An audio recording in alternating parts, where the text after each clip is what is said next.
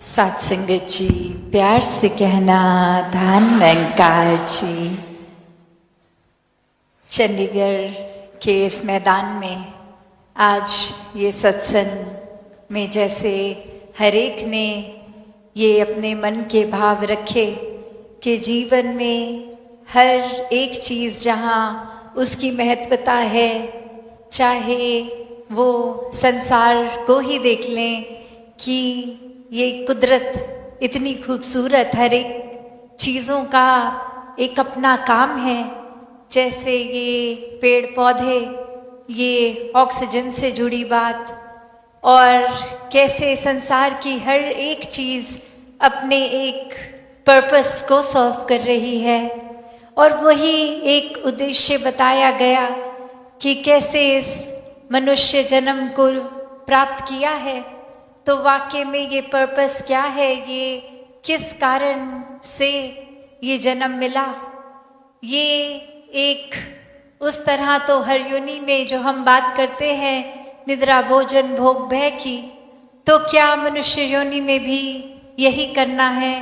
पालन पोषण खाना पीना एक इंस्टिंक्ट्स। यहाँ ये क्यों कहा गया है कि मनुष्य योनि ही उत्तम है?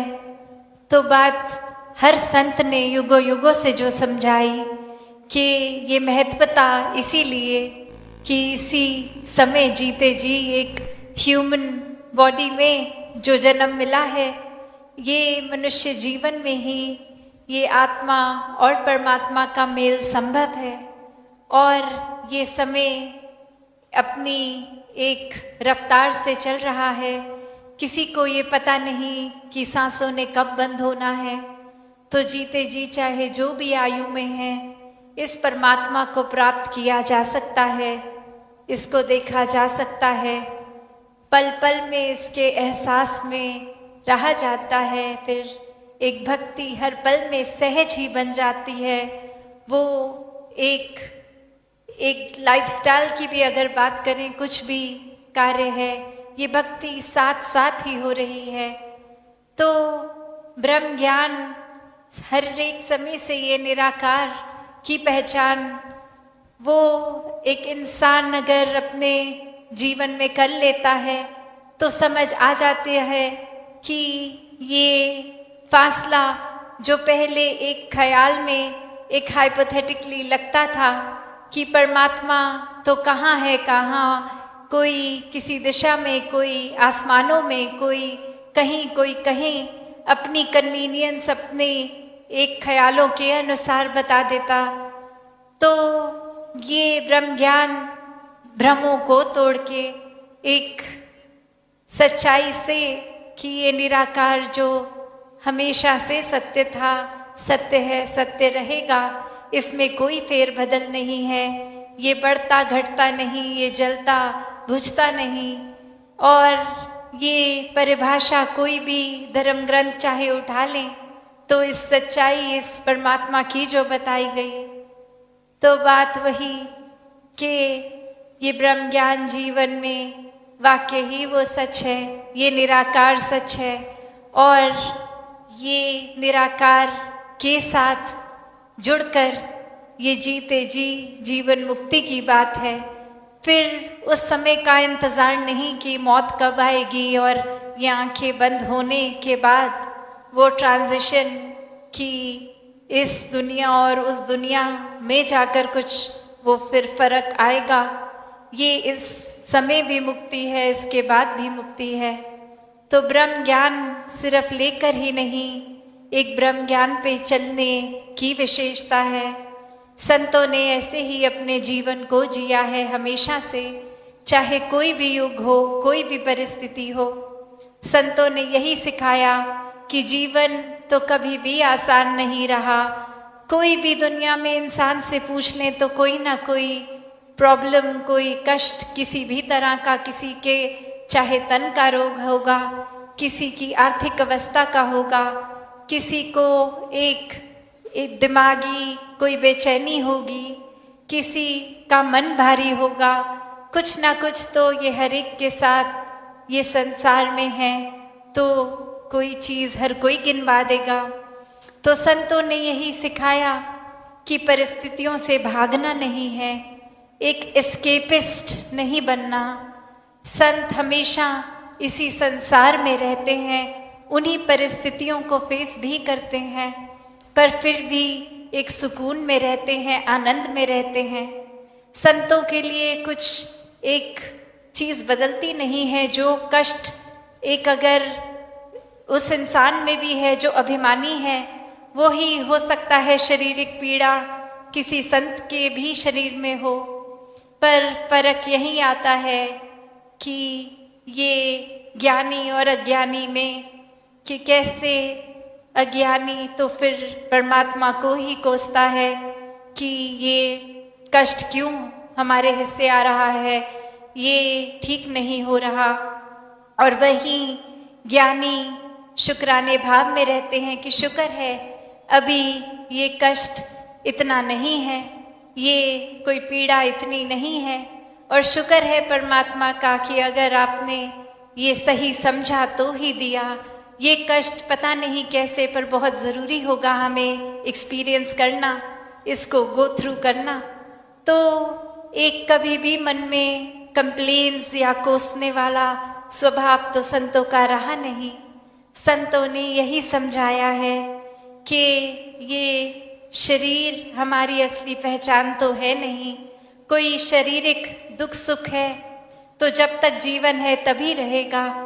एक कभी भी भक्तों की अरदास ये नहीं रही कि संसारिक सुख मिले। भक्तों ने हमेशा आध्यात्मिक बात करी है, अध्यात्म की, आत्मा की, कि ये आत्मा का जिस तरह इस ब्रह्म ज्ञान से हमारा कल्याण हो गया, सभी का वैसा हो, सभी ठंडक प्राप्त करें।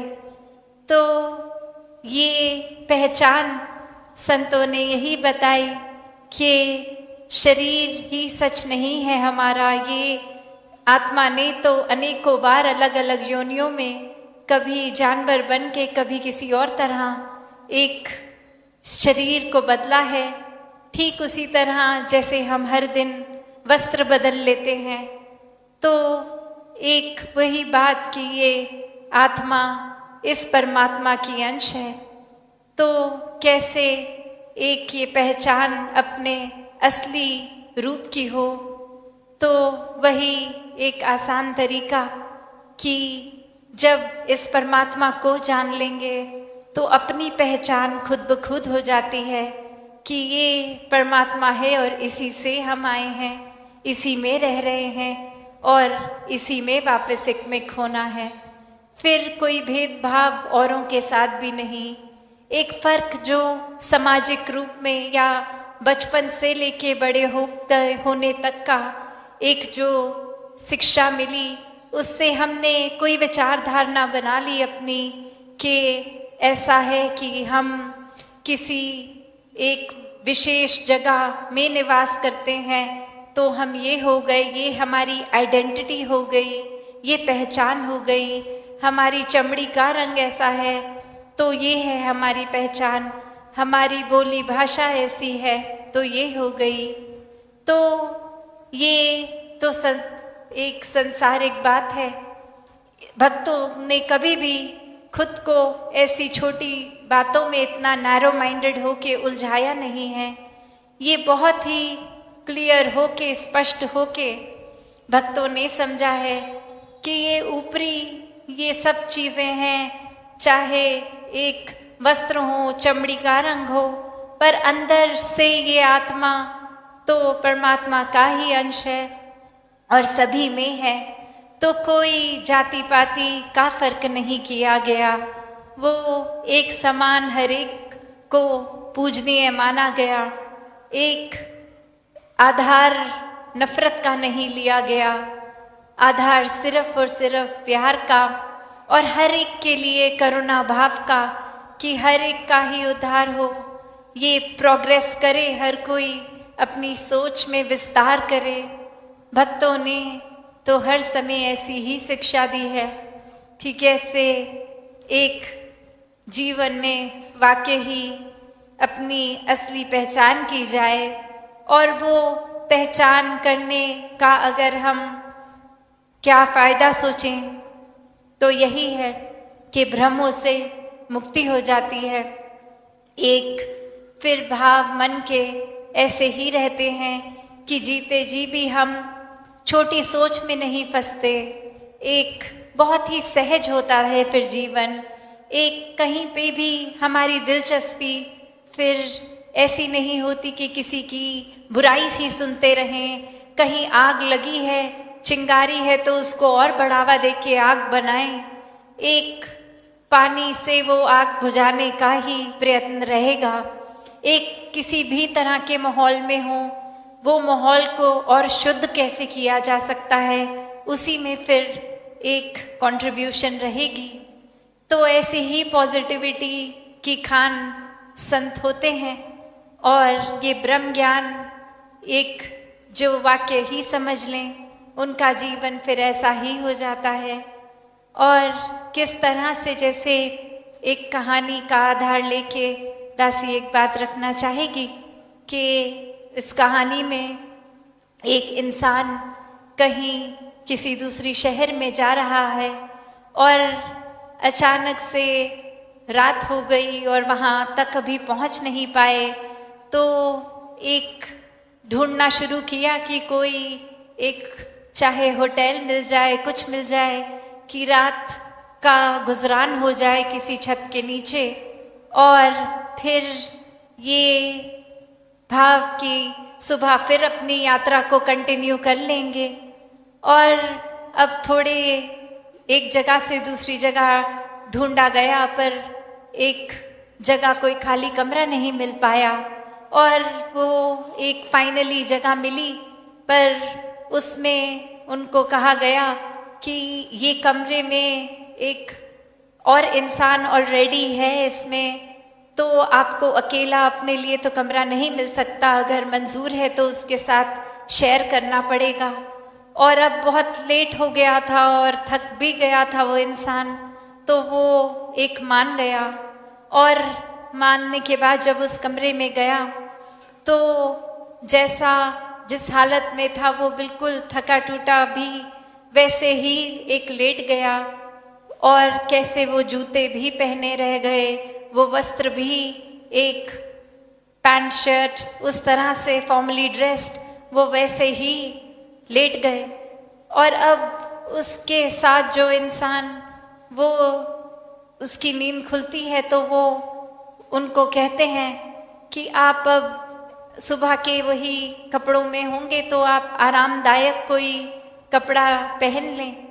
और वो इंसान फिर कहता है कि बात इतनी सी है कि ये मेरे लिए थोड़ा अनकंफर्टेबल एक बात है, क्योंकि आज तक जीवन में जब भी मैं सोया हूँ, मैं अकेले अपने कमरे में सोया हूँ। किसी और इंसान के साथ एक वो एक्सपीरियंस एक नहीं रहा इस तरह का, तो मेरी कंफर्ट जोन में नहीं है। इसलिए मैं एक इस तरह ही सही एक कंफर्टेबल नहीं हो सकता, पर ये रात तो बितानी ही है। और वो इंसान अब कहता है कि इसके पीछे का क्या कारण है कि आप एक नींद भी फिर इस तरह नहीं पूरी कर पाएंगे, एक उस तरह भी बेचैनी रहेगी। तो वो इंसान कहता है कि मैं जिस तरह हूँ वो मेरी पहचान है। ये कपड़े तो मुझे पता है कि मैं कौन हूँ। मैं एक अपना नाम बताकर कि ये मैं ऐसा दिखता हूँ, ये मेरे कपड़े हैं, ये मैं अगर अकेले कमरे में होता हूँ तो मैं ही होता हूँ, पर आज जब किसी और के साथ हूँ तो सुबह उठ के पता नहीं मुझे कैसे पता लगेगा मैं कौन हूँ, दूसरा इंसान कौन है। तो ये बात अब साथ वाले इंसान को अजीब तो लगती है, पर वो एक तरकीब बोलते हैं कि चलिए आप ऐसा कीजिए, आप अगर अपने आरामदायक वस्त्र कोई डाल लें तो एक पहचान की ही बात है, तो एक कपड़ा बस अपने हाथ में बांध लें, उससे आप सुबह उठेंगे तो आपको पता चलेगा कि आप ही हैं और दूसरा व्यक्ति मैं हूँ। और ऐसे ही वो करता है। और रात को वो व्यक्ति जिसने ये तरकीब दी होती है वो कपड़ा हटा के अपने ऊपर ही बांध लेता है। और अब जब सुबह होती है तो ये बात देखकर, ये नज़ारा देखकर वो व्यक्ति कहता है अपना नाम दूसरे के ऊपर लेके कि आप ये हैं। ये तो मैं समझ गया, क्योंकि इस व्यक्ति ने अपना नाम लेकर कि इस इंसान ने वो कपड़ा तो रात को पहना था, तो अब जिसके ऊपर वो कपड़ा बंधा है वो तो फिर यही होगा। तो अब सवाल ये है कि मैं कौन हूँ। तो ये कहानी चाहे थोड़ी अब्रप्ट है, एक थोड़ी सुनने में एक ढांचा इस कहानी का थोड़ी अजीब है, पर ये जो भाव है कि कैसे वाकई ही हमने, इंसानों ने एक क्या बना लिया है अपनी पहचान को, कि हमारा नाम हम किस तरह के कपड़ों से एसोसिएट करते हैं। और ये सिर्फ चाहे फिजिकल कपड़े नहीं, ये आजकल अगर हम देखें तो कोई डिग्रियां ले ली हों, कोई इम्पोर्टेंट पोस्ट पे हो, पदवी मिल गई हो, ये सब भी हमने अपनी पहचान ही तो बना ली है।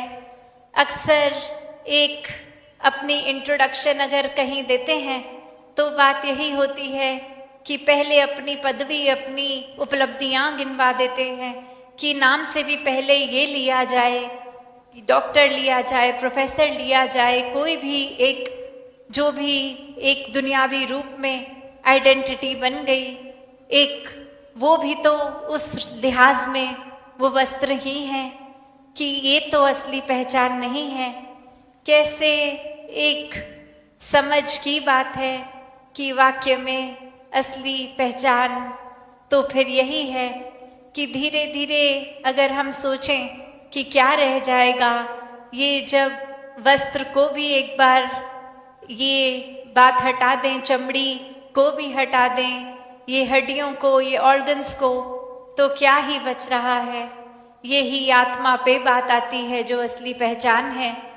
तो ये हर एक ने अपने एक भावों में समझाया, चाहे वो बुल्ला जी की बात हो, वो अक्सर अपने ही किसी ना किसी एक बात में समझाते थे कि बुल्ला की जाना मैं कौन हूँ। तो वो एक क्या जानते नहीं थे कि उनका नाम क्या है, वो क्या अपने शरीर की पहचान नहीं जानते थे, शीशे में तो देखते ही होंगे खुद को।